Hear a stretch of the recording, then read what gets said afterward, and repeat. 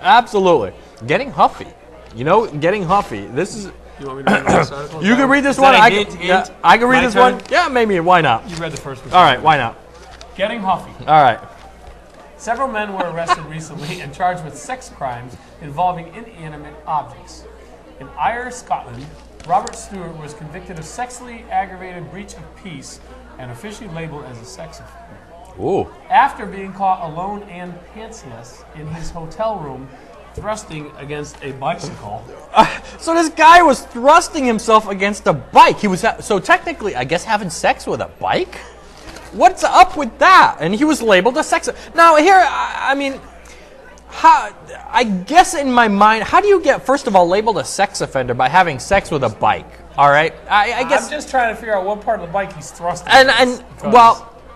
This is just odd, I guess. This whole article is odd, but you know what? I can see maybe the point here is that he left behind some serious consequences. Because when you have sex with a bike, you know what? There's all kinds of repercussions. What are the babies going to be? Tricycles? Well, let's take a look at the monitor here.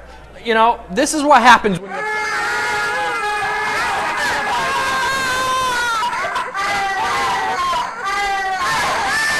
All right, that's what happens when you have sex with a preschool would look like, or a daycare center looks like. That's right. You have a bunch of little trikes running around, not having their parents around. I've definitely known you two. You think way too much alike.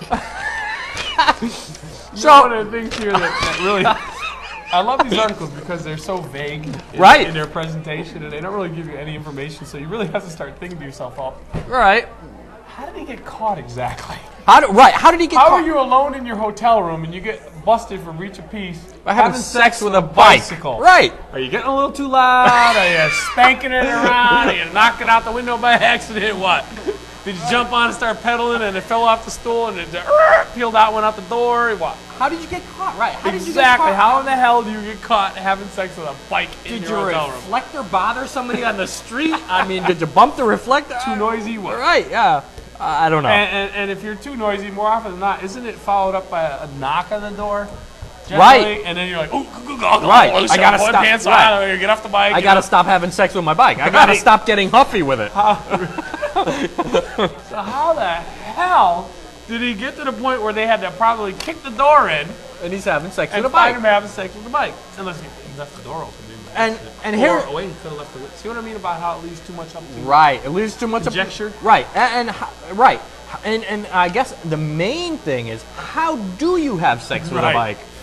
Above all else, how on earth? Did he have a? Not that I want to see pictures of it or anything. Did he have a pump for the tires? And he was doing the. Don't know. All right, so right. So we'll leave it at that. It's one of those things where anything more than what I see here is going to fall under too much information anyway. So I really don't want to know. Welcome to Bar Chat. Yeah, where only here can you know about people having sex with bikes and then finding out the end result. I mean, that's the problem. You have sex with a bike, you're going to pay the consequences. You're going to have little trikes running around. Damn it. Unless you wear your inner tube and practice safe bicycle sex. That's right.